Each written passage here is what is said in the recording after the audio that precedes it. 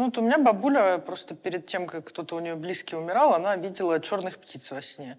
И так как это была повторяющаяся ситуация, соответственно, ну, как бы мы решили, что это, ну, вот все. То есть она прям, ей когда это снилось, она начинала сильно переживать, что сейчас с кем-то что-то произойдет, и с кем-то что-то происходило. Потому что ситуация пожизненная складывалась так, что люди видели, что человек там вдруг болеет, сильно плохо или так далее.